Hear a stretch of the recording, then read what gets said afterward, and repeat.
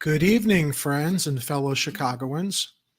This is Jerry Vasilatos, broadcasting to you from the upper north side of Chicago in my hidden bunker in Westridge for another Tuesday night edition of Chicago Corner. I want to thank everybody for joining us last Friday night. It's been a little bit of a roller coaster since then with the YouTube AI algorithms on the warpath deciding to block broadcasts or just outright entertain false, uh, YouTube, what do they call them? Policy claims that are unfounded between us over here on Chicago Corner as well as Hardlands Media. So if for any of you who watched Friday night's show, I had used a little snippet from the 1974 ABC show The Night Stalker to kind of set up our Halloween episode. It was all in good fun. And in the scheme of things, I don't think there was anything earth-shattering in Friday's broadcast. We were there to entertain and investigate and talk with some paranormal investigators. And I thought it would be a cool way to set up Halloween by editing that opening segment from The Night Stalker to explain why I was dressed the way I was for the broadcast. Well, Saturday morning, YouTube suspended that episode because of a copyright claim from I guess it was Comcrap Universal.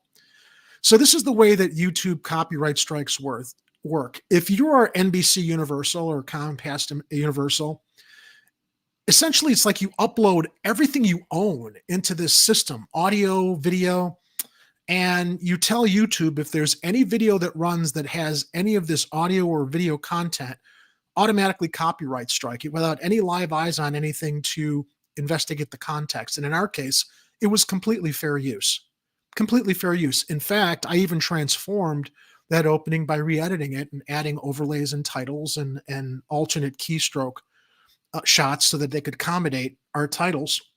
But because the music was in that intro, our 2-hour broadcast was suspended after the Friday night live show for 48 seconds of audio content.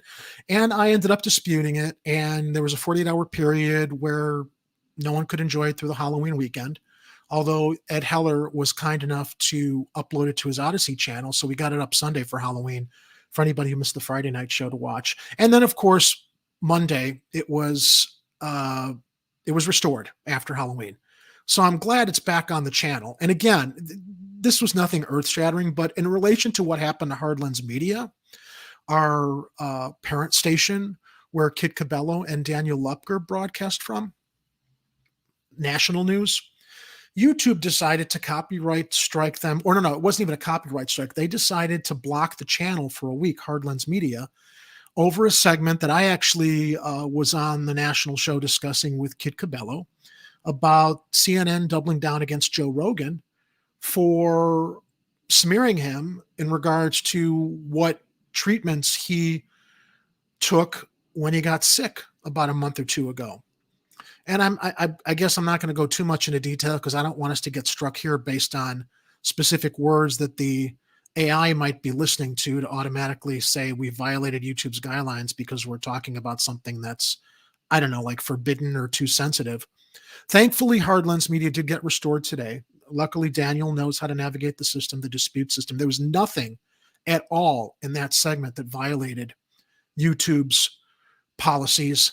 But it really is eye-opening how you can be doing things within the spirit of news, commentary, entertainment, and how arbitrarily an artificial intelligence algorithm can just shut down what you've put on YouTube because the corporate monoliths are now the ones dictating terms on this service by which independent broadcasters and content creators can produce and share content. So it was Chicago Corner's first strike, and, big deal. I'm very glad we've got 1,000 subscribers. I guess if we get more, they'll keep more eyes on us. And in the end, it ended up resolving itself because, ironically, Comcast never had anybody look at my dispute to say, oh, no, we still want to enforce this. So our broadcast from last Friday is back up. But this is no joke. when people on YouTube, content providers or content creators are talking about the draconian practices that YouTube is routinely exercising now. For the money that YouTube rakes in from their advertisers, you'd think they would be able to hire Live Eyes to actually look at some of these suspensions that are automatically enforced based on the AI algorithms because of big companies that have got the power here on YouTube just arbitrarily shut anything down without looking at whether or not it's fair use or whether or not it actually did or did not violate any of YouTube's quote unquote policies. So I just wanted to share that at the top of the show here. It actually riled me up over the weekend. I was trying to figure out how could I circumvent what was going on there to get our Halloween show back up. You know, again, not that it was anything totally newsworthy or earth shaking, but we put a lot of time into it. We had some good guests on. It was one of the segments that I took a lot of time to produce and put together to entertain you guys. So my blood pressure was up Saturday when this happened. And I can only imagine how it is for Daniel or Kit over at Hardlands Media when they got to deal with this bullshit. And this, I think that this was the second time they got hit with that kind of a suspension. Although again, Daniel was able to navigate it and dispute it properly. So they were up and running again today. But I just thought I'd share some of that stuff as far as what we're dealing with on this end and why it's really, really important to hit that subscribe button. If you find you're not subscribed, I could never understand how channels could lose subscribers, but every once in a while, I will see we reach a certain point. We had reached 1,000 subscribers a couple of weeks back, and then suddenly, like within a day, we were down to 998 from 1,002. And I'm like, are people unsubscribing, or is there something weird with YouTube in the way that it just arbitrarily starts dumping subscribers, maybe because they're not active, or I don't know. That's all technical stuff I'm not that really savvy to, but anyway, just thought I'd share some of that stuff with you tonight. And I'm here by myself right now, unless any of my colleagues decide to jump in at some point, and they're always welcome to. They've got the login. Let's go to the comments, since this will be a solo broadcast with you guys participating in the live chat as our co-hosts. Word Deer Entertainment, I promised you free leftover Halloween candy. You're going to have to come over to get it. Let's see here. Chicago politics before they turn out the lights. Hello, all. Hello, Art. Thanks for joining me tonight. Who else is here in the live chat with us? Word Deer Entertainment. Jerry. I'm actually much calmer tonight than I usually am. It's been kind of a long day, so I'm a little bit more, how do we say, relaxed, not as wound up as I usually am. Although once we get to the news stories, maybe I will be. My bunker on the second floor. That's right. Art knows where I live. Let's see here. Roar Media got 2 copyright strikes on one Saturday as well. It's ridiculous, man. Nobody's hurting anybody here. You use a few and honestly, when you use something from quote unquote this big expense, this valuable copyright content, it doesn't take profits away from these companies. If anything, the little tribute that I included Friday brought more attention to Kolchak the Night Stalker for those who didn't know who he was or why I was dressed that way, to maybe go buy the DVD set or look for the broadcast on streaming. Despite those things, this was one of the best Halloweens I've had in a while. Well, I'm glad for you, Ward. I'm glad you enjoyed it. Arturo, you're on the right, Jerry, but YouTube is $1 billion asshole. That's for sure. Let's see here. How quickly your geographical data can be uploaded to the Predator drone. I guess I better watch it. YouTube giveth and YouTube taketh away. Yeah, and Andrew, this is the heart of what I'm talking about. What is YouTube and Google, billions of dollars? You got to wait 48 hours. They can't even have any. I mean, they've got money to hire a staff to look at this stuff. And honestly, if what was suspended was really more important or newsworthy, they should have had Live Eyes on it, as they should have had Live Eyes on what happened over at Hardlands Media with the segment that we did on CNN deciding to double down on smearing Joe Rogan. But I guess that they just don't want to put the money where it should go. Let's see what else is in here. Any opinion on the 17-year-old who shot the protesters in Kenosha? That's a very interesting point, Art, because as I was combing the news cycle here in Chicago to find stories to talk about tonight, it is a very slow news day. And some of the stories I'm going to be talking about actually came from last Thursday, right before our Halloween broadcast, which is why I couldn't get to them. But E. Heller was telling me over in Slack, yeah, everybody's eyes are on the Rittenhouse trial. And that's probably why there's not a lot coming through the news here in Chicago. So yeah.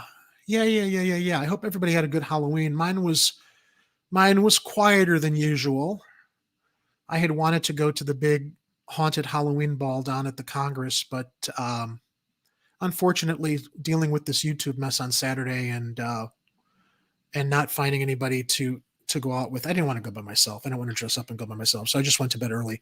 Although Sunday, I had a wonderful actual Halloween day because it was my brother Lee and my nephew Alex birthdays last week, so we had a same day celebration for my brother and my nephew. I got to see the family, and that was a great Halloween without the dress up accoutrement of what Halloween is about. My other younger nephews, Christian and Nico and Alexander, were dressed up and got to see the family. So that's probably the best way to spend the holidays if you can, is with your family.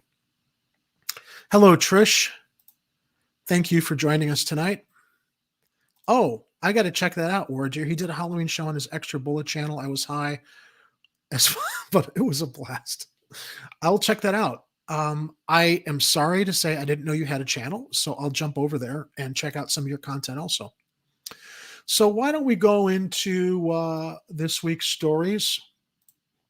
Yes, it was. Yay! Thanks. Are we looking forward to Christmas? Actually, Art, we have a story. It's our feel-good story at the end of the broadcast about the upcoming Christmas holiday.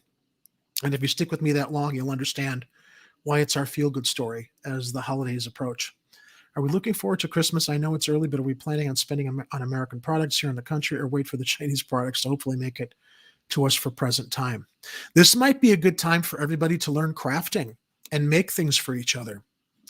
Or instead of buy from the big retail outlets, find smaller stores on Etsy, handcrafted stuff that's more personal.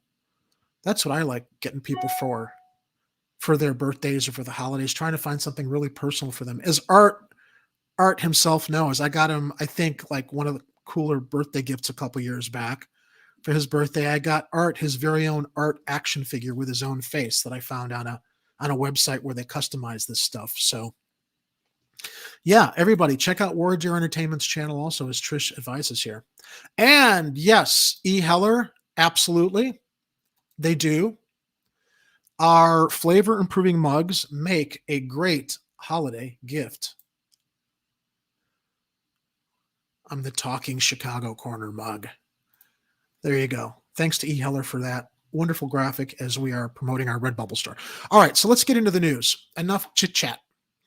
There was something of note that happened last week that I feel is important and hopefully positive for our city. This comes to us from Block Club Chicago and Justin Lawrence. Chicago 2022. Hold on a second, everybody.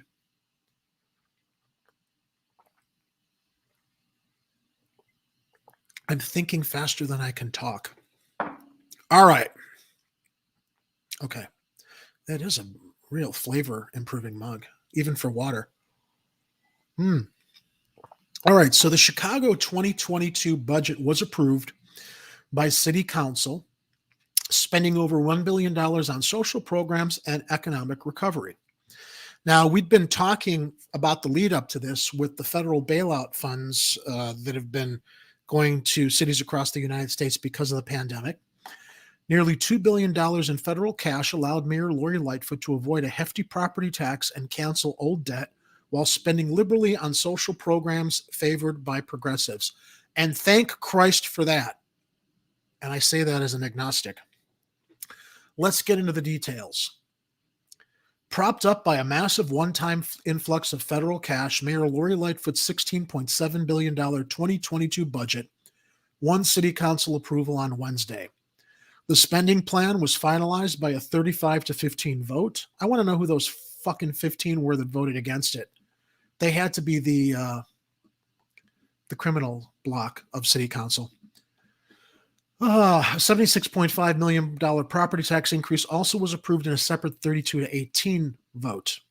The $1.9 billion in federal relief funds allowed Lightfoot to avoid a hefty tax increase, close a $733 million 2021 deficit, and scrap a costly long-term borrowing plan approved last year.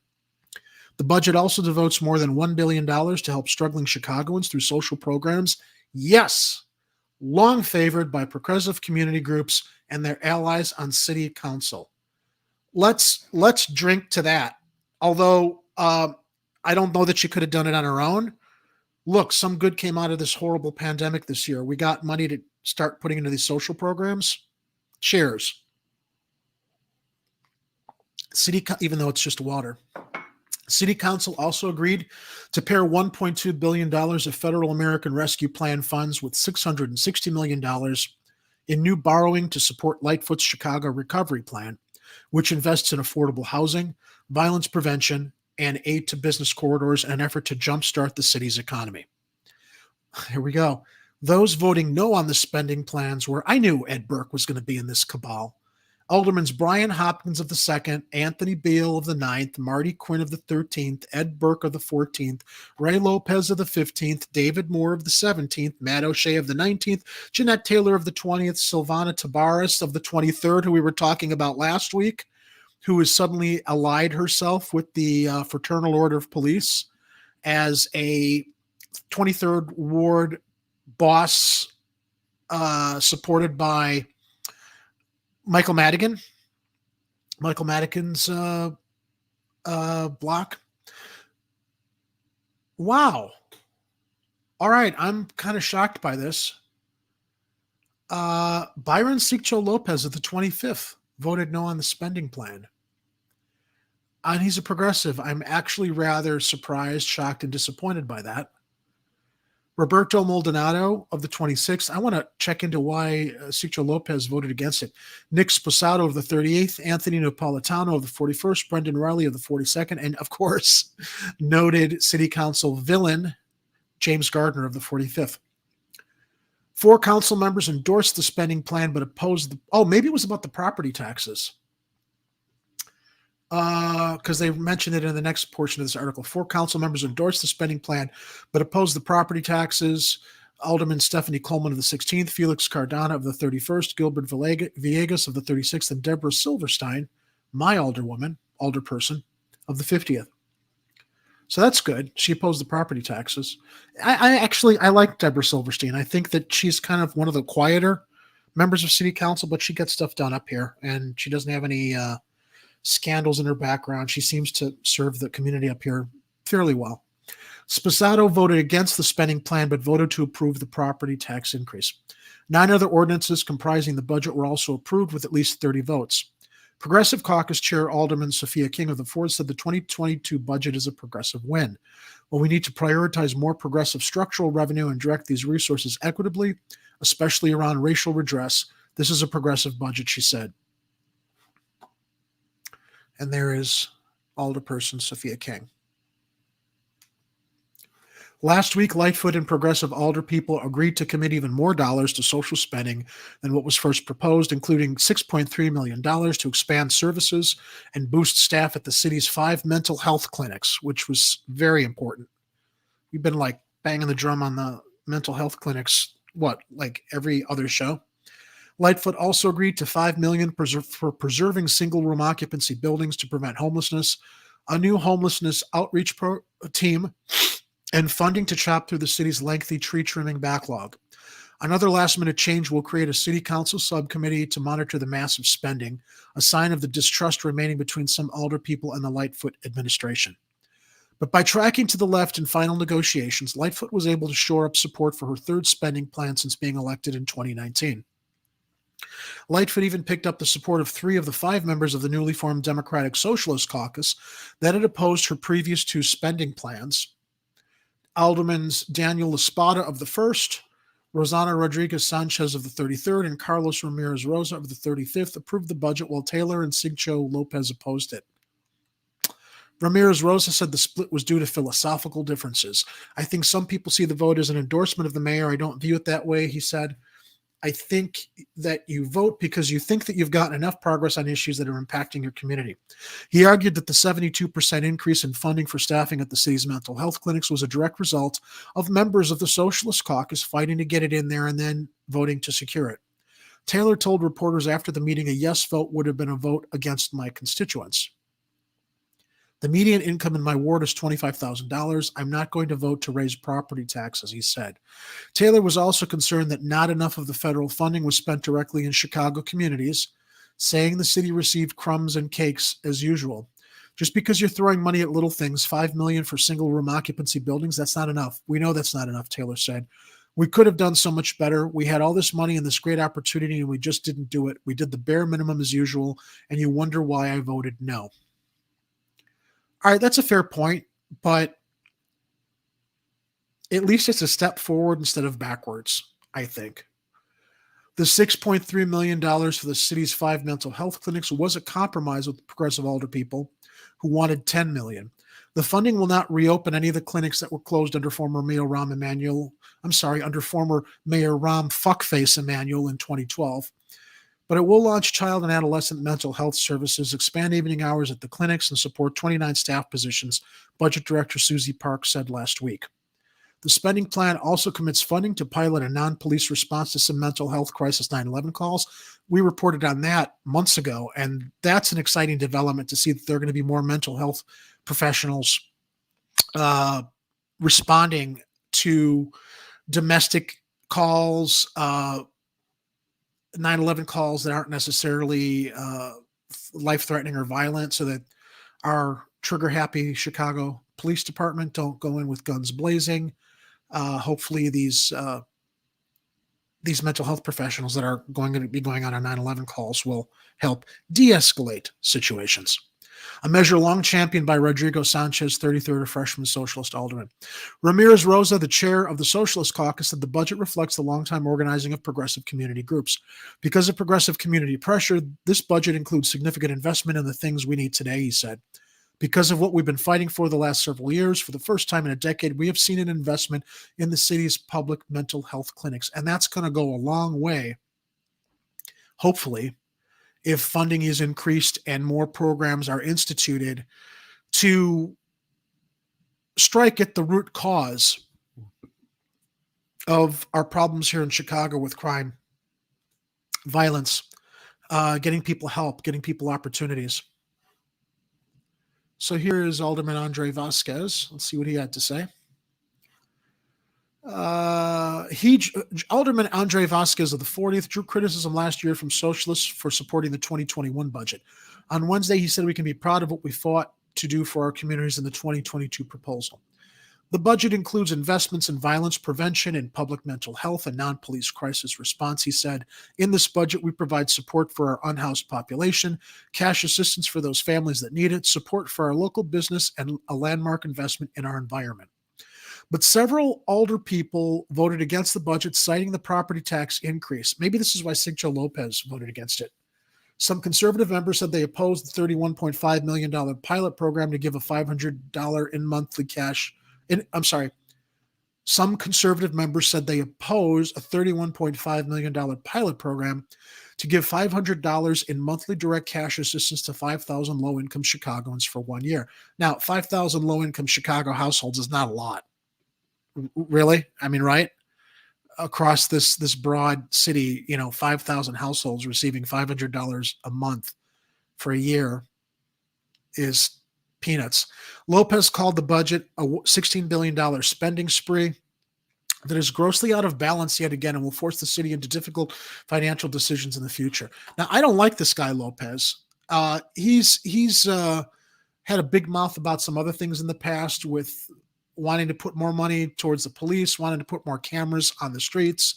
He's quite an authoritarian, and it doesn't surprise me that he doesn't want to see this money invested in the community as opposed to reactionary programs. The $660 million in new borrowing will be devoted to $157.4 million towards affordable housing, including $75 million to create mixed-use multifamily housing developments in neighborhoods hardest hit by COVID-19. $31 million towards assistance to families, including $18 million to expand broadband internet access.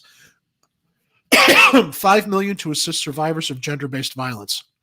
$77.8 million in environmental justice initiatives, including $46 million to expand the city's tree canopy by 15,000 annually for 5 years. $85 million to support homelessness prevention and support services. $101.3 million towards climate investments. $136 million to community development, including $82 million to reactivate vacant city-owned land. $50.6 million towards infrastructure and parks, $16 million to support small businesses. The budget also includes $31.5 million to launch the Guaranteed Basic Income Pilot Program. The plan had been opposed by some older people, including members of the Black Caucus, who wanted the money allocated to violence prevention, and the council's more conservative members, who sought strict regulations on who was eligible for cash assistance. Of course they were. Other no votes came from those concerned there were no assurances that the broad spending included in the plan would flow into their communities. Alderman David Moore told Block Club he wanted a $5.8 million promise from Lightfoot to fund a new field house at Ogden Park in West Englewood. He also hoped for $100,000 in violence prevention dollars so I could direct a violence prevention team to some of my hot spots. Maybe Moore should have thought of that before he decided to rally everyone to rename Lakeshore Drive Jean Baptiste Point du Sable Lakeshore Drive, and all the money that's being poured into changing the signage. I think over millions of dollars for his little pet project to educate people about the history of Chicago. Just imagine where that $1 million+ amount of money to rename Lakeshore Drive could have gone, as he's belly aching now about things in his community he wasn't paying attention to when he thought it was more important to rename a street that brings the whole city together, is not just meant to telegraph identity politics. But what do I know? Moore said his community wants specifics in the budget project. I needed something I can point to that I know that's critical to my residents, what they've been talking about. Well, yeah, that's nice to say, Moore, but apparently people in your community have been complaining a lot that you haven't been paying attention before. Suddenly now you're paying attention to it. If you would have said we're going to do that for the 17th ward community, $5.8 million out of a $16 billion budget, we'd have voted yes for everything. After the meeting, Lightfoot said alder people had plenty of opportunity to put on the table things they wanted during the budget process. He voted no on everything, and he will have to explain to his community why he didn't support affordable housing, support for the homelessness, support for mental health, for small businesses, for making sure that our residents were able to get access to a $500 a month over a year stipend, many of whom in his community would probably qualify, she said. I'm going to give Mayor Lightfoot credit for that, because she's right. Not only is she right, she's absolutely right. She's dead right. Suddenly all these things are a priority to him while he was wasting time on his little Lakeshore Drive renaming project. An influx of cash towards affordable housing wasn't enough to persuade Maldonado, who said he won't vote for a property tax increase for a severely gentrifying Northwest Side ward. You have $100 million of investment for affordable housing citywide. That doesn't mean $100 million of investment for affordable housing in a 26th ward, he said. So in the meantime, if we get the 26th ward, a very small percentage of that investment in the 26th ward, it does not offset the continual displacement of families from the 26th ward. So catching up here, here's Jean-Baptiste Point du Sable, Lakeshore Drive, Dave Moore, who's suddenly all worried that there's no money for his community when he was happy to waste it on Lakeshore Drive. I'm never going to let that go. I'm just too much of a traditionalist. It's still the Sears Tower. It's still Marshall Fields. It's still Comiskey Park. It's still Lakeshore Drive. Here is Alderman Maldonado. All right, so as we're getting to the end of the article, I mean, this is a pretty big story. That's why I want to read through the whole thing before I go to your comments in the live chat. Last year, City Council narrowly approved a $94 million property tax increase. Next year's increase included an annual rise to keep up with inflation set at 1.4% in 2022 and tied to the rise in a federal inflation calculator from December of 2019 to December of 2020. Okay, so now I'm getting bored because it's all about math. I'm going to jump ahead. Alderman Scott Wagasback of the 32nd, who chairs the Finance Committee, said the annual increase tied to inflation provides stability and predictability to homeowners rather than large one-year increases if City Council kicked the can down the road as in years past.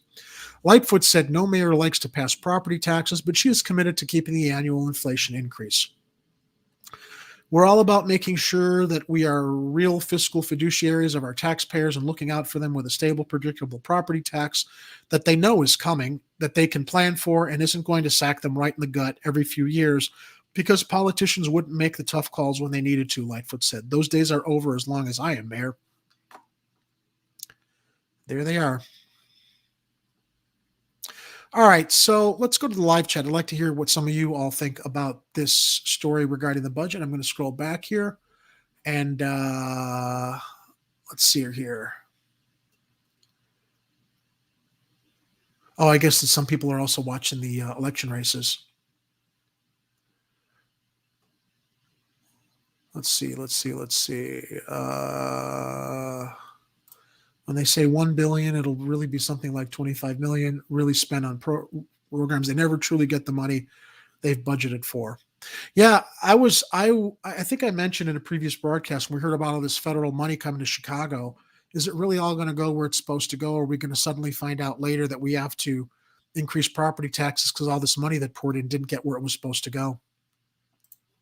I believe Lightfoot will be using the money to get people in City Hall against her off her back by giving them money from this federal money. I wouldn't be surprised about that.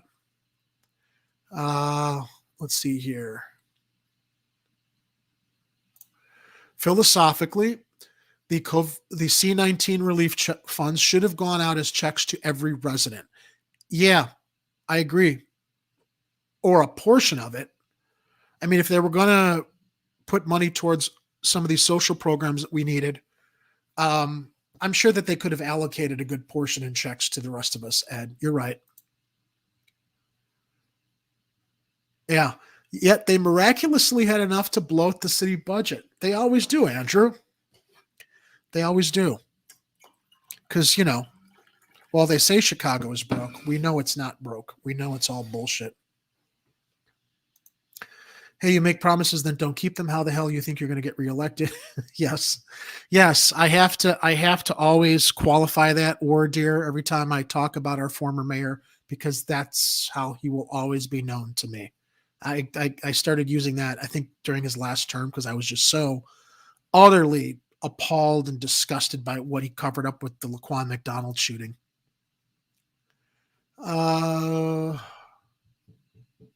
Yikes. There was a report on homelessness on the Jay Oliver show, and the crisis will never have a solution, and half the population will be homeless within 35 years.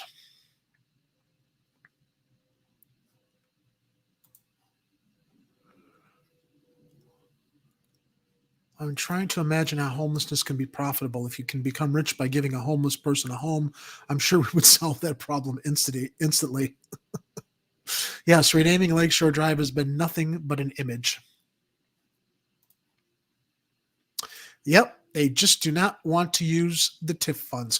So Thomas Tresser, who wrote the book Chicago is Not Broke, will be hosting a seminar. I don't know if it's quite a presentation mid-November on TIF funds and that Chicago's not broke through another organization here in Chicago. And I'm sorry, I'm forgetting the group that's putting it together, but he did he gave me permission to simulcast that broadcast. I believe it's coming up mid-November. So we'll have it up here on Chicago Corner and simulcast it the same night that it's coming off of Facebook Live. Because there's a lot to learn there about Chicago's TIF funds. It's still Rosemont Horizon, not Allstate Arena. Yes, that's another one. All right. So I guess we've kind of caught up with what's happening in the live chat. Although truedemocracynow.org, every budget should remind us that we continue to have taxation without representation. Did any member of the city council contact you to see if you agree with their decisions? I guess truedemocracynow.org, they just assume because we elected them that we're rubber stamping whatever they decide to do. We've got social media. I mean, I do think that some of our older people are very engaged with the community to know what they want. Others aren't. But you make a very good point. All of them should be. All right, let's go into our next story, which really headlined a lot of the news this week. Ongoing story after Catanzara Fraternal Order of Police President Catanzara started using this as a political hand grenade to try to win points against Mayor Lightfoot. So this comes to us from Kelly Bauer and Justin Lawrence at Law Club Chicago. Chicago's vaccine mandate for police temporarily suspended by judge amid fight with the police union. The move halts Mayor Lori Lightfoot's mandate for officers as the city and Fraternal Order of Police battle over the issue in court. Now, remember when the Fraternal Order of Police president, I think it was 2 weeks ago, was taking to social media to influence members of the Chicago Police Department. I think it was to walk out, or I think that he also was rumored to be paying suspended officers $500 a piece to go to City Hall and influence police exam. I don't want to say recruits, nominees. People were coming to take the police exam because suddenly we're short on police because of the suspensions.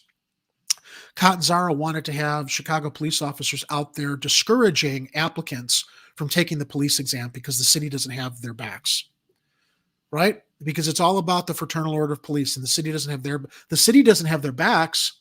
How much money are we paying out in lawsuits every year for police misconduct that doesn't come out of their pensions or any liability insurance that they should carry? We're not covering their backs with all the bloated amount of COVID funds that have gone into the police budget for overtime to further staff and bloat the budget even further of the CPD. This is what makes me crazy about CPD. At least not all CPD, but this clown Catanzara acting like the city doesn't have their back. The city always has their back. Catanzara just wants more power and influence, though. And he's using his position as president of the Fraternal Order of Police to gain political points, to gain power, even though they're getting normally everything they want. What they don't want is accountability or scrutiny over the shit that they get away with, that they routinely get away with. That's the sore point for the Fraternal Order of Police. In not having their backs, what he means is we want to be able to get away with everything we get away with without any kind of oversight. That's what Catanzara means as far as the city not having their backs, despite everything else that the city does to support the Chicago Police Department. He's a fascist.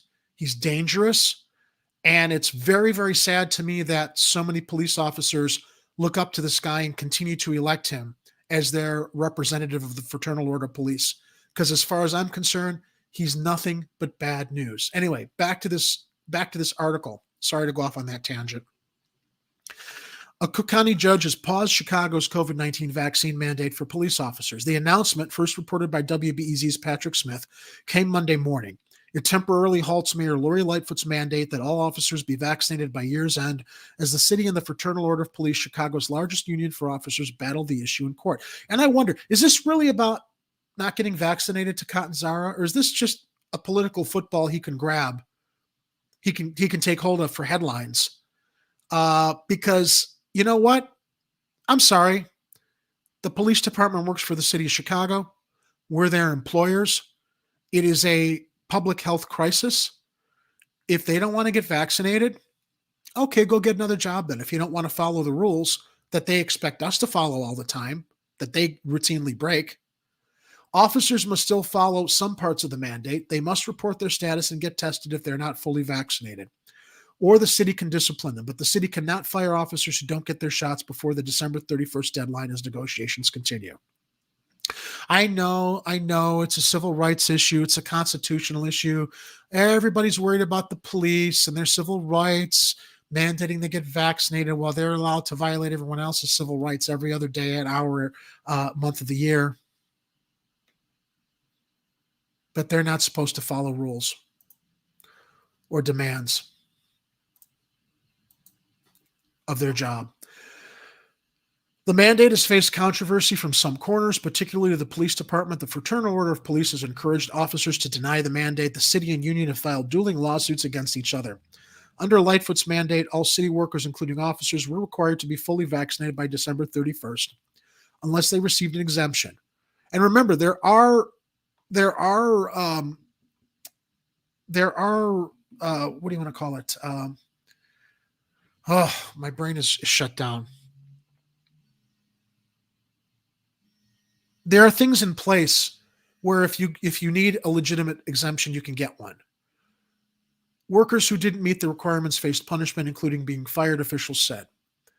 Raymond Mitchell, Cook County Circuit Court judge, ruled Monday that while there could be remedies for the police union if an arbitrator struck down the city's reporting and testing requirements, they could not provide remedies for officers who had already gotten vaccinated. An award of back pay or reinstatement cannot undo a vaccine. Nothing can, Mitchell wrote in an order.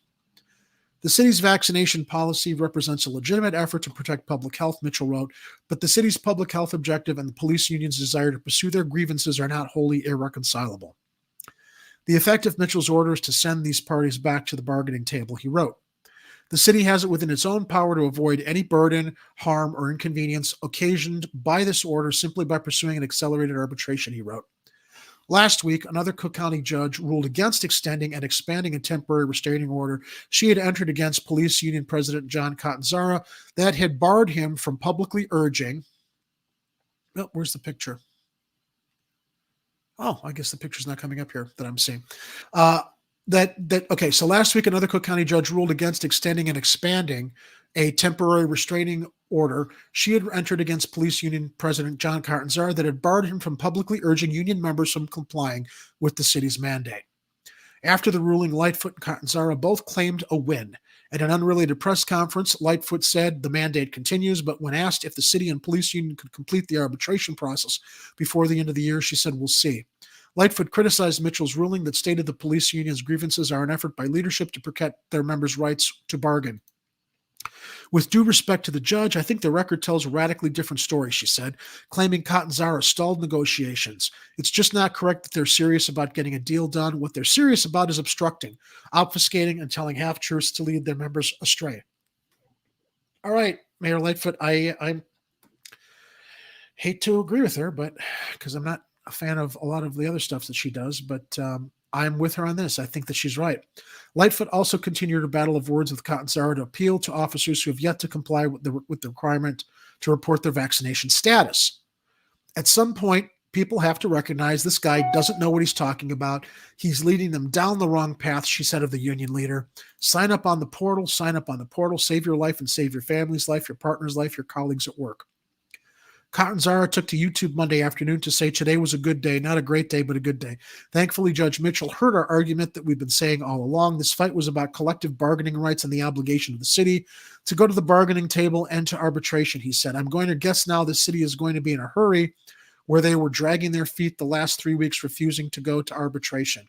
Catanzara also told union members to resist reporting your vaccination status until the police department hauls them to headquarters to receive a direct order to do so, but stopped short of telling them to not comply with the order. The status quo remains the same, he said. Go through the process, subject yourself, if called to headquarters, to at least the final phase of receiving the direct order, and at that point, it's your decision to make. The vast majority of city workers have complied, either getting their shots or reporting their status and agreeing to be tested before the December 31st deadline. But the police department lagged behind others in getting employees to report their vaccination status. As of Monday, 35 officers have been relieved of police powers and put into a no-pay status for failing to report their vaccination status, Brown said. The city is moving at deliberate speed to complete the process of giving a direct order to the thousands of officers who have yet to comply with the reporting requirements, and the vast majority of officers are complying with those orders, Lightfoot said Monday, but the mayor declined to say how many officers have been through that process to date. Now, here's more about this Catanzara. He held rallies against the mandate last week. A group of aldermen who are not required to get vaccinated either have also pushed back, with some organizing a city council meeting Friday where an effort to ditch the mandate was voted down. Ahead of Friday's vote, Lightfoot gave an impassioned speech defending her vaccination mandate, saying, "We cannot maximize safety in our workplace without getting people vaccinated. We lost 4 officers last year who died because of COVID-19. 4, I've seen firsthand the devastation of those families, so I want to ask those people who say they support the police, how many more have to die? How many more?" All right, guys and gals in the live chat, what do you think? Let's see here.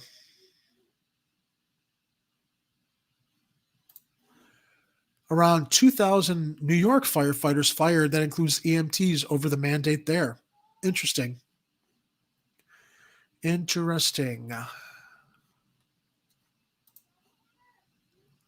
Yeah, we got a spammer. I don't know if E. Heller, are you there to moderate?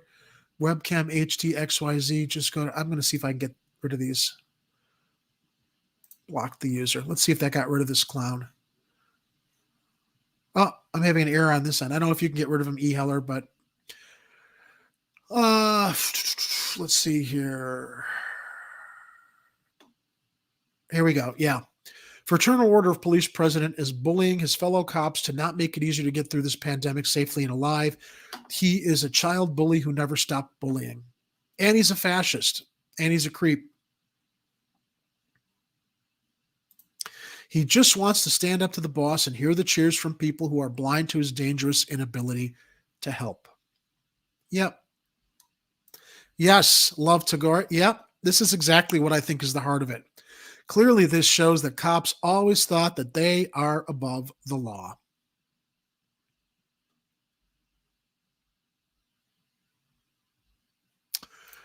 It's a little more complicated when it comes to forced jabination.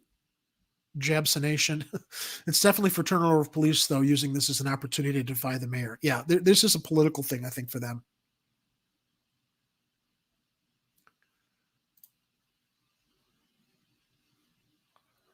I want to elaborate here. Consult recent clips from Mr. James Dorr.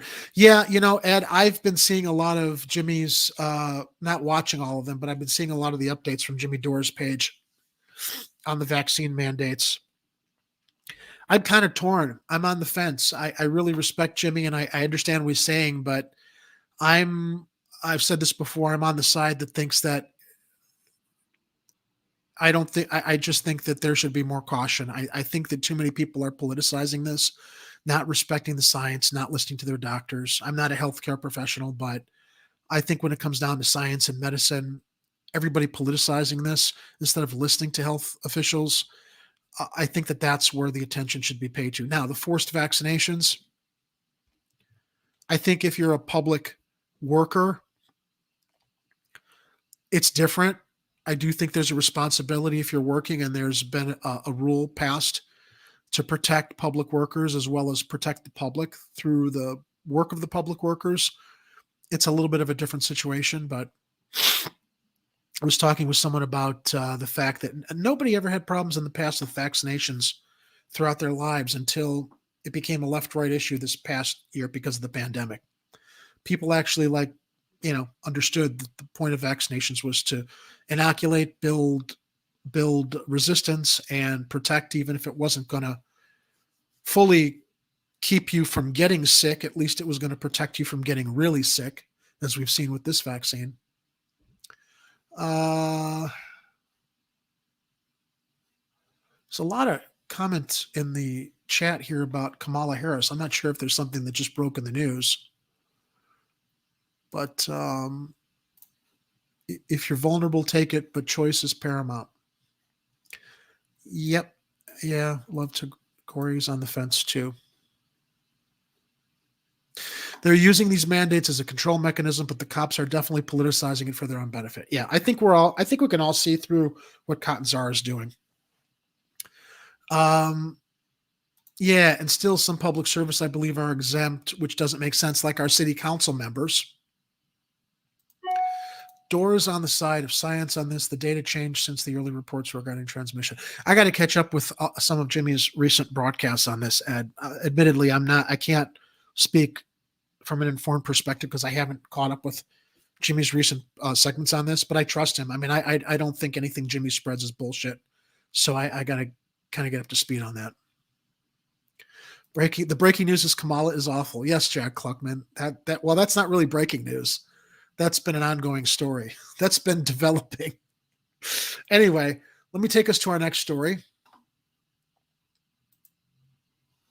So, I don't know how all of you feel about casinos in Chicago. I'm not a big fan of them. But apparently 3 firms are bidding to build a casino resort in Chicago. Chicago as downtown Chicago, I believe. Let's listen to this video from WTTW and came to us via Heather Sharon on Twitter. Bring up the volume here. Yep, it's up. We'll play it. You could have the chance to do so in Chicago as the city moves forward with long-awaited plans for a casino. Amanda Finicky joins us now to talk about next steps. Amanda, what's the latest?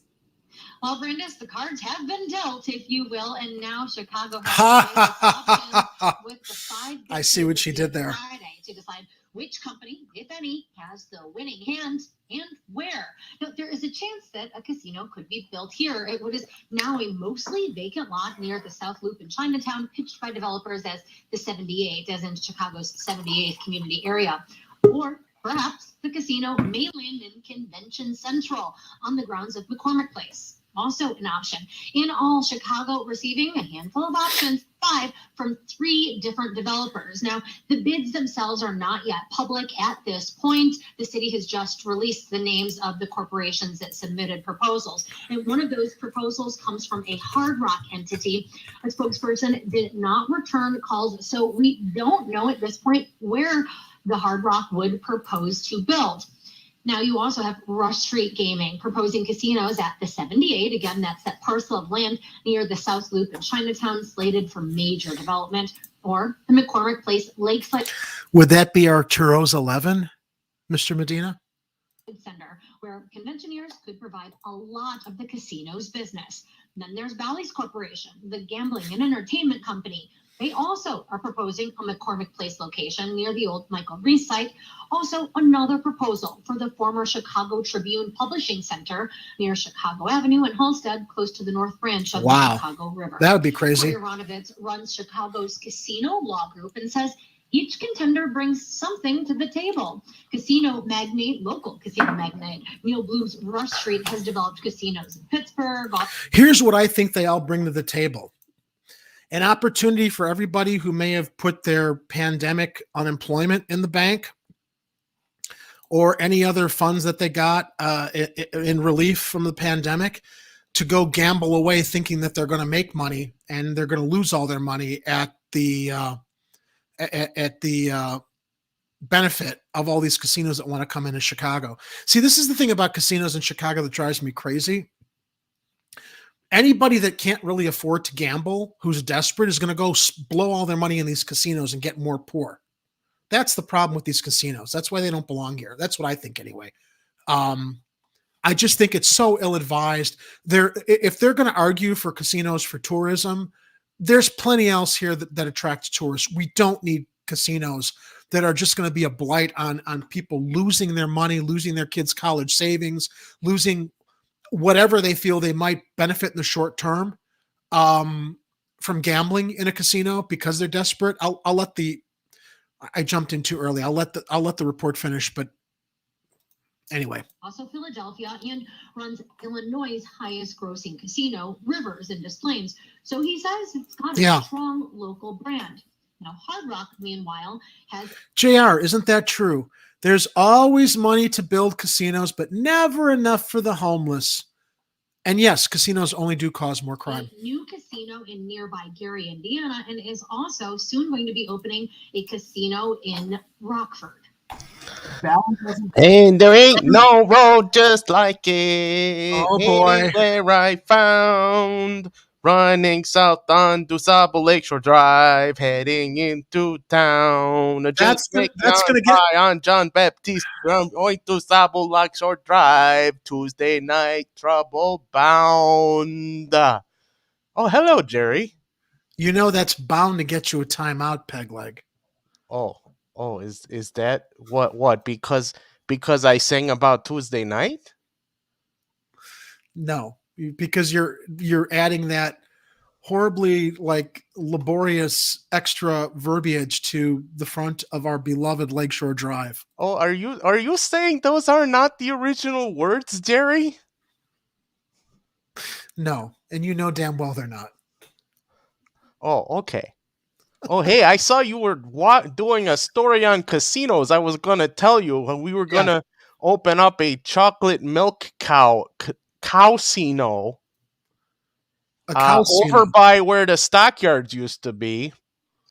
I know that's going to be kind of hard to do now because aren't there like a lot of buildings and train tracks over there? But we were thinking maybe we could do a bridge over or we could dig under. A chocolate milk calcino. Yes. Yes, it would be cow themed and chocolate milk themed. I think it would do very well. I'm not clear how the chocolate milk factors into this. Well, I got chocolate milk to sell and people got money to gamble. So if I mix the two together, I think it's a winning opportunity. I think you're too smart, and this is just completely over my head to understand the dynamics there. But I'll take your word for it. Am I getting too ridiculous for you, Jerry? A little bit. Oh, okay. Well, Yeah, I will dial it down half a notch to 2/3 ridiculous. We're doing a serious story here about how gambling is going to be a blight on the poor communities in Chicago. Oh, yeah, that's probably true. Let me finish the video, though, before I jump. Let's continue to hear what some of these people have to say from the TTW story. And what's interesting about their bid, Amanda, is that they want to make this their sort of global landmark, their number one property. So there's some upside in those types of bids. Rivers is certainly very upsides. Successful. They're in multiple jurisdictions. It's very scary to me that Lightfoot is all for this. She's got TIF money. She's just got the federal bailout money, but now we've got casinos. She don't want you to know there's TIF money. That's why she's distracting you with the casinos. Yeah. Can't help it there. But also, you're missing some really big names in the gaming industry. MGM, Wynn, or as Mayor Lightfoot once put it, proposals with Las Vegas addresses. Now, Northeastern Illinois University economy. Maybe they could put up a casino and call it Jean Baptiste Point du Sable Casino. That's not a half bad idea there, Jerry. That's what they should have saved the name for. The video goes on and on. Let me quote from the article, though. The submission of bid responses represents a major step towards a thoughtful development of a casino resort that uplifts our businesses, employs and empowers our residents, and encourages tourism. We can't invest in our communities because we rely on all the tourism that doesn't put money back into our communities. The proposals will be reviewed by a committee made up of representatives of several city departments, which will make a recommendation to Lightfoot. Now, the Chicago City Council must approve all plans for the casino along with state gaming officials. Somehow that doesn't make me feel any more comfortable with the idea. A 2019 feasibility study recommended that Chicago build a casino in a tourist-centric location that also enjoys, if possible, decent access to, ready, the local population. Because this is not really about attracting all the tourists as much as it is like sucking all the money from all the desperate people in Chicago that suddenly think that they might have a chance at these casinos. Bally's envisions building a $1.6 billion complex at either the Chicago Tribune Publishing Center. Okay, we heard that in the video. Lightfoot's likely to face pressure from South and West Side aldermen who want a casino in their wards. A casino could mean hundreds of jobs in areas of the city that have long been passed over for both private and public investments. Am I the only person that thinks that this is a fucking insane idea? What do you guys in the live chat think? Now, let me go in here. Oh, yeah. Also, there's money to build billion-dollar stadiums for teams who give cents to the homeless programs. Casinos versus weed. Who can win? Personally, I think the city needs to expand on letting minority businesses open more cannabis dispensaries. That is a saving profit model if there's ever been any. You know what, Art? You're absolutely right. And the more conservative members of city council, actually, they had a vote on this last budget meeting, not the recent one, but I think it was a month ago, and they voted against that, even though there were some aldermen that came out and said, we need to allow smaller businesses, minority businesses to open these cannabis dispensaries. You know, the businesses that got the permissions were the big businesses. Suddenly, you know, where weed would put people in prison, now all the old white men can capitalize off of it with their big companies and corporations instead of letting the neighborhoods, smaller businesses have their own dispensaries. Casinos. I went once with a $20 gambled night and asked for the rest of my money back and left. Yeah, I wouldn't advise any tourists come to Chicago for a vacation. It's too dangerous. Pegleg would probably burn down the casino, so he should be in charge of the casinos. I don't see the relevance of that comment, Jerry. Why do they think I would burn anything down? Oh, no reason. If they allow a casino to be built in my neighborhood, then I should be allowed to gamble for free. No, not only should you be allowed to gamble for free, Art, your neighborhood should get proceeds from that casino.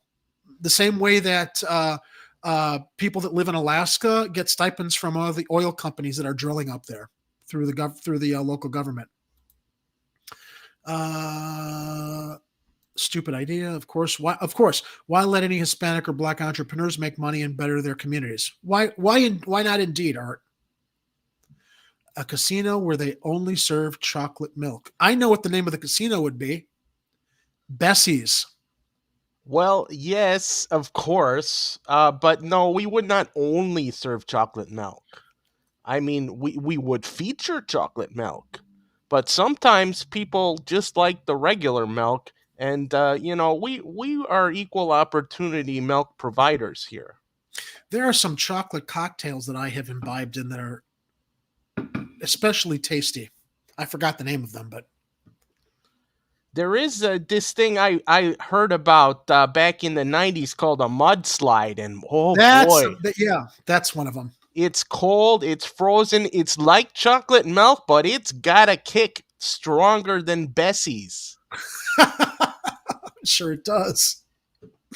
All right. Why don't we move? Oh, yeah. And will they serve steak? They'll serve the best Bessie steaks in the city. Bessie's not too happy to hear about that. All right. So let's go to our next story. This story really excites me. The ongoing saga of local city council villain Jim Gardiner. Every time I see a picture of this guy, he looks like a Bond villain or a Harry Potter villain. So let's go back to the ongoing drama of Gardiner. He's been slapped with a lawsuit after trying to get revenge on a constituent. The suit was filed by a resident who protested the alderman's decision to stall a Six Corners development in 2019. Days later, the mother of a Gardiner staffer pulled the resident's dismissed police records. A business owner and Old Irving Park resident is suing Alderman Jim Gardiner after leaked text messages showed the alderman used city resources in a revenge plot against him. James Sue, who owns Car Care Auto Spa near the Six Corners Business District, is suing Gardiner for allegedly violating his First Amendment rights and for attempted retaliation. The chickens have come home to roost. The suit, filed Tuesday with the Cook County Clerk's Office, claims Gardiner abused his power.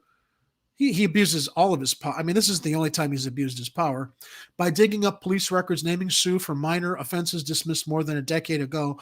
The alderman was allegedly not happy that Sue organized a protest against Gardiner's decision to stall a development at Six Corners in 2019. Can you imagine how much more this son of a bitch would be getting away with if those text messages hadn't leaked? And who can imagine what we would discover in text messages from other alder people operating in our city council? And if they've engaged in the same kind of harassment and terror against anybody who opposes them, but we don't have the benefit of their leaked text messages to know what the hell's going on. It's disturbing that his immediate, instinctive reaction is to attack a constituent's constitutional rights, said Sue, a vocal critic of the alderman. I feel that morally it is my obligation to stand up to that. Leaked text messages between the alderman and his former staffer shared with Block Club in September. And on Tuesday, show Gardiner tried to retaliate against critics who did not agree with him, including Sue. We reported on this, so I won't go into all those details. How do you sleep while our beds are burning? Yeah, it does kind of look like that guy. He does. Ugly dude. Scott Kane, a partner at law firm Cameron & Kane representing Sue, said the suit seeks to hold the alderman accountable for spreading false claims of character about Sue. The suit also seeks monetary damages and an injunctive action to leave Sue alone. The suit also alleges Gardiner's ward superintendent Charles Sekanich had his mother pull Sue's police records. Sekanich's mother works for the clerk of the Circuit Court of Cook County and had access to court records unavailable to the general public, the suit alleges. He uses government employees to carry out this work. Kane said of the alderman. This was not Gardiner on his free time. He was telling his chief of staff and his ward superintendent to take out a retaliatory campaign against my clients for doing nothing more than exercising his First Amendment rights. Sakanich is under investigation by the local division of the Bureau of Alcohol, Tobacco, Firearms, and Explosives after federal authorities seized a Steyr machine gun from him in August, according to ATF records, as we reported last week. Gardiner's also facing a series of allegations that include withholding ward services from his critics, using foul language to describe women, and other potential misconduct. The FBI, the Chicago Board of Ethics, the Circuit Court Clerk's Office, and the Office of Inspector General have launched investigations into Gardiner's conduct in office. How can this guy get any work done for his constituents in his ward with this kind of scandal surrounding him? You'd think someone of humility and who was able to have some self-inflection would realize it's time to step down. It's time to resign. I can't possibly serve my constituents when all this attention is on me and the mistakes that I've made and the bullying that I've engaged in. But no, this guy just thinks he's going to weather it out. This guy, this asshole over here. Oh, can I point to him? What? This guy over here. This bald-headed prick. Last year, former far northwest side resident Benjamin George filed a federal lawsuit against Sakanich and Gardiner, another one, alleging the two men inaccurately accused George of a crime, harassed him, and had him arrested over a lost cell phone. All right, look, we've talked about this asshole like in several broadcasts, and I'm not going to censor my potty mouth because he is an asshole, and what he's been doing. This is an absolute affront to what public service is supposed to be about. This guy is nothing but a thug. He operates like a gangster, and he either cannot step down or get federally indicted fast enough after these investigations conclude. I can only hope sooner than later. You know what it could be, Jerry? What? That chrome dome is super shiny and mesmerizing. I wonder if that's how he's getting away with half of this stuff. People are like, oh my God, how shiny that dome is. And then they forgot what they were doing around him. You mean he's hypnotizing people? Whoa. Yes. It's like, I don't know. Maybe that's one of his Slytherin powers. It could be. You might have. He is Aldermort. He is. After all. He is the Aldermort. Yep. Jerry, write a script about this guy and make it unbelievably violent because this Jim Gardiner was attempting to be a mobster but came across as stupid. Oh, wow. Those are not mutually exclusive things, Arturo. Yes. When a Jim Gardiner type is caught doing something immoral and illegal, they have to be called out and made fun of to truly stop his abuse from continuing. Yes, he is hypnotizing. Oh, boy, oh, boy, oh, boy. This is the kind of stuff that just exhausts me. But let's go to our next story. Actually, I'm going to go to our final story. There was another story I was going to report on, but we've gone long now. We're over an hour. I want to come to our feel-good story. I don't know if those are fireworks or gunshots in my neighborhood, but I don't hear them over here, Jerry. Wait. They must be fireworks because they were going off all at once. But there have been gunshots in the neighborhood too. So, all right, let's move to the final story tonight. Getting into that holiday spirit, starting tomorrow, nonstop Christmas music returns to 93.9 Light FM. If there's anything that's going to soothe us as we wade through the cesspool of Chicago politics and horrible news stories, all we need to do is tune into 93.9 Light FM. The station traditionally plays only Christmas music November through January. And this comes from Block Club Chicago. Once again, our reliable Kelly Bauer. Starting 4 p.m. Wednesday, 93.9 Light FM will play all holiday music through the end of 2021, the station announced Monday. The station traditionally plays only Christmas music November through January. And Chicago's Christmas music station, 93.9 Light FM, is ready to spread holiday cheer, joy, and hope across Chicagoland by playing everyone's favorite Christmas tunes. Mick Lee, program director and afternoon host, said in a statement to media reporter Rob Feeder. The earliest the station has launched its 24/7 Christmas music was November 2nd in 2006 and 2007, Feeder noted. I, for one, am looking forward to this. I know it's cheesy. I know they're starting early. Shit, I was out at the store the other day before Halloween, and there were Christmas aisles already being put up while the Halloween costumes were like 2 aisles away. But that's just the world we live in now. Uh, Dear Mother of God, please don't play Mariah Carey 93.9, please. What, Art? You don't like All I Want for Christmas Is You by Mariah Carey? That's one of my favorites. That was a top 100 hit for like ever. I like that one. You know what? I can't wait to hear what kind of Christmas holiday music you're going to program Yes. on that new channel called World Perspectives Radio. Absolutely. Now, we're not going to be playing music from now through Christmas, but I did call dibs on hosting a Christmas Eve music broadcast. So as we start promoting the station more, I think you'll be able to listen to me on Christmas Eve, since that's kind of my thing, is listening to Christmas music on Christmas Eve, as I'm sure it is for a lot of people. But I've got a really special holiday playlist that I put together of, I don't want to say obscure songs, but songs that probably not everybody's familiar with. Oh, I could help you out with that catalog too, Jerry. I know you could. You guys gotta listen to little Augie Rios do that Mamacita song. Mamacita, ¿dónde está Santa Claus? Let's go to the live chat. I'm dreaming of a white Christmas was my favorite song until someone told me Bing Crosby was a wife beater. I've heard that story too, and it does kind of take the magic out of White Christmas. I agree with you, Love Tagore. Last Christmas, I gave you my heart. The very next day, I was dead because you took my heart, literally, says War Deer Entertainment. Yeah, it's true. He was. He was a horrible father. I don't know if it was Denise Crosby or some of his other children or grandchildren shared stories about Bing Crosby was not a nice man behind closed doors. And it's sad, but a lot of those traditional old family value holiday types had horrible skeletons in their closets. Bing Crosby beat his kids with a bag of oranges because allegedly it didn't leave obvious bruises. And it probably smelled nice from the orange oil. That too. Jerry, which are you looking forward to, a Charlie Brown Christmas or Rudolph the Red-Nosed Reindeer? That's a tough one because I love the choral music in Charlie Brown Christmas with the kids singing Christmas carols. The Vince Guaraldi guy, he's really good. Yeah.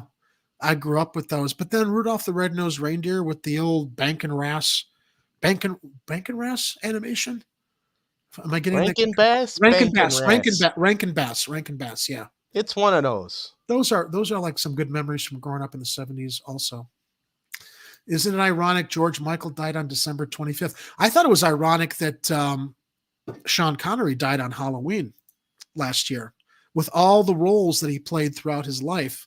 And Halloween is the holiday of taking on all kinds of different identities. We lost Sir Sean a year to this past Sunday night. Rudolph's Shiny New Year is a crackhead dream. Yes.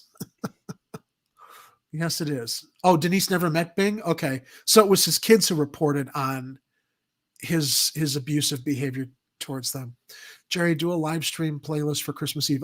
Thank you, Love Tagore. I've got it together. I've got my playlist together, and I'm sure we'll add some more with the help of Pegleg and Ed Heller and probably Laney, who has spearheaded the initiative for this new station that's launching. Hey, Pegleg, have you heard from Ed or Laney lately? Are we still in beta testing with the station, or is it on the air now? Oh, we're beta testing, but if you want to listen, you can go to, I think it's live365.com and search for World Perspectives Radio. And it is streaming, but it's got the auto DJ a lot of the times, but also I know Ed and Laney have been programming some playlists. I don't know if you have. So every once in a while, you'll hear like an hour of heavy metal music or sometimes jazz. And they have this ongoing promotional thing where they're battling with an evil algorithm. So it's always nice to tune in and listen for those promotions. Yeah, I've heard some of those. Ed's putting some really cool station promos together along with Laney.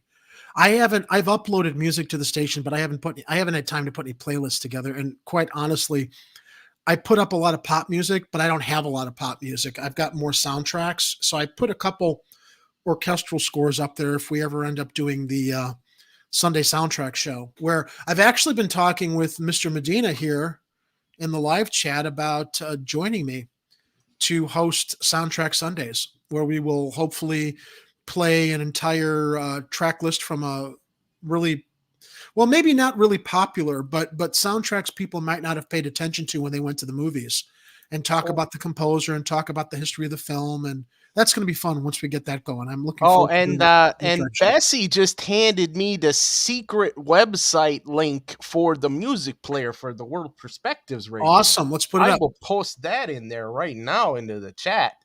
You guys can tune in and see what's playing over there. It's like I don't know what it's playing right now. There we go.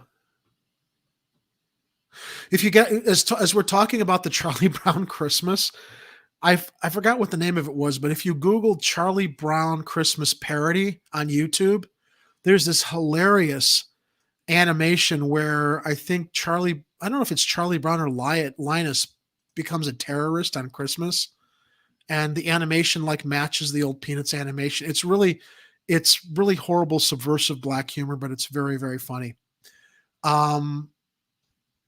Oh, so he says that was Pigpen. Linus was playing the lead guitar, I think. I don't know if we're talking about the same Charlie Brown parody.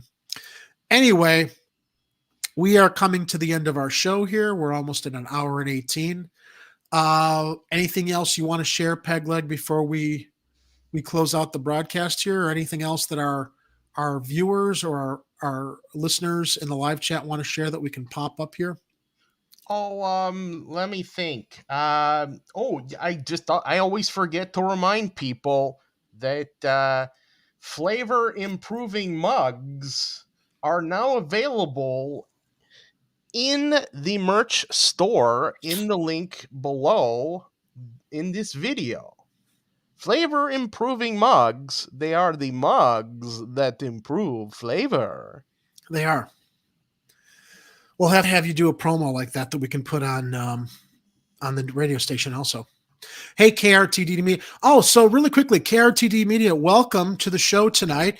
KRTD was out in New York, and they were organizing a protest at Netflix headquarters before this documentary that they're airing on Julian Assange. Of course, Netflix is airing this documentary right before all the legal stuff is going on with Julian Assange to smear him.